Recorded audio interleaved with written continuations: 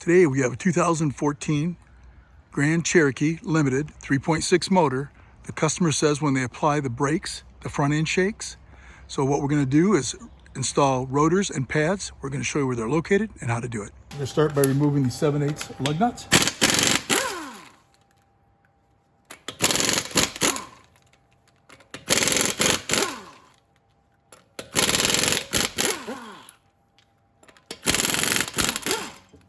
I leave that one on like that right there in case I gotta persuade it to come off, or so it doesn't fall off and hit me in the foot. Now on the back of the caliper, you got these little covers that you gotta take off.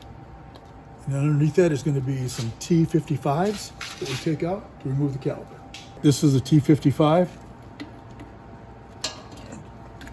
Just gotta break these loose. Same thing up on top. Then we'll remove those and remove the caliper. Once you loosen those up, kind of pull them out. You can use a screwdriver to pry it on the back side.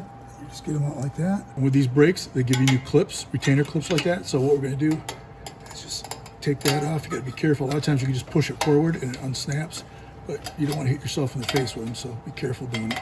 This right here, all you got to do is pull this out of here. And if they give you new ones, I mean, you can take a screwdriver, pop them out like that.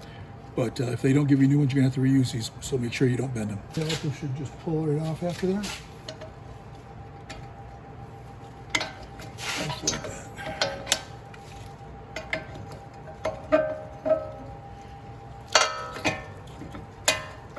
Just like that. Put it up on top. Now these pads are not actually bad. The problem was this car was warped, or the rotors were warped, so the car had a shake in the front end when you would touch the brakes. That's why we were doing the rotors and the pads. I'm going to keep the pad in there. I'm going to put my brake tool in there and push the calipers back, or the pistons back. Nice and easy like that. This thing has under 100,000 miles, so it's coming apart really easy. Everything's to be working properly, so.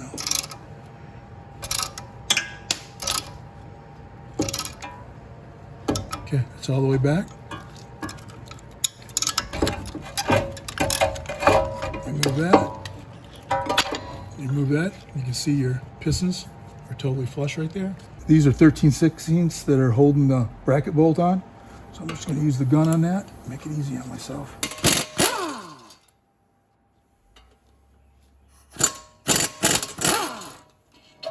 You might have to hit it with a hammer a couple times. Just remove the rotor. Also on this caliper, make sure there's no pressure on this line. You can either take some kind of bungee cord and hang it up there so it's out of your way, or if it sits down just like that with no pressure on it, you can just put it off to the side. These are the rotors we're using from Advance. These are 2-year warranty on them, so I happen to like that. You got silver, gold, or platinum, and the customer wanted the best ones they had, so we're getting these. And this is the brake lube that we use. We had good luck with that. It doesn't seem to freeze up after a while, so we use that, and of course our brake clean. Next thing we do is break this open and make sure it fits the old one. Make sure we got the proper rotor.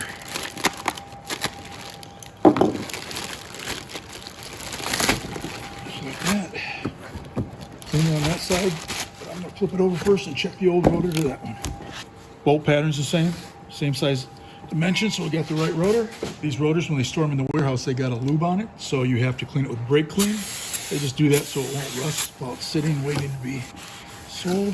I do this side first like that, flip it over, do the other.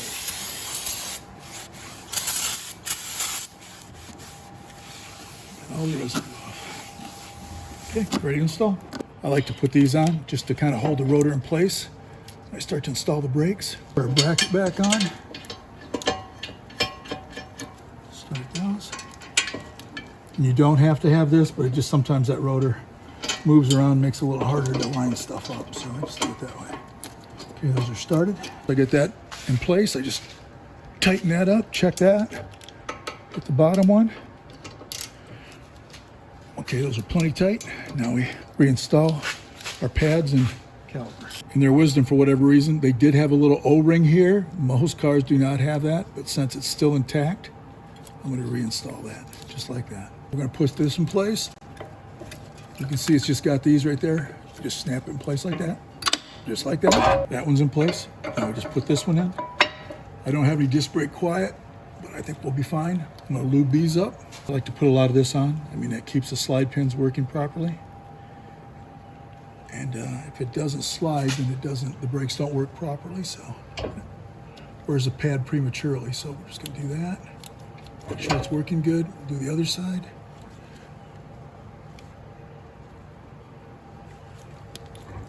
Just like that. Okay. All right, reinstall the caliper. You wanna make sure that you don't bind the brake line. This has gotta be nice. You can't have it twist or anything. Go like that. You can feel it kind of push in. And that one push in. Now we'll tighten them up. We just screw them in a little ways. Okay, now we just tighten it up.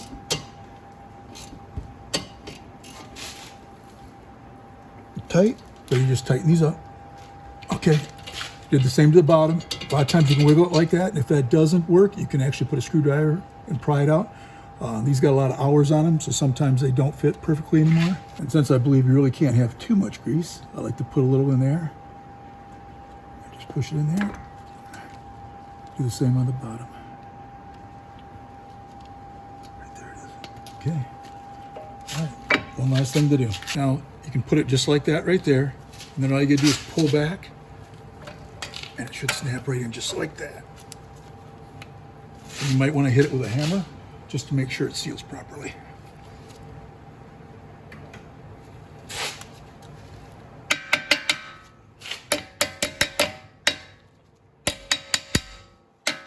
99% of the time it seals perfectly, but for whatever reason it didn't want to just snap in there. So you can just take a screwdriver, tunk them in like that to make sure it's sitting in there flush. I removed the lug nut that was on the rotor, put the tire on, do it in a crossing pattern.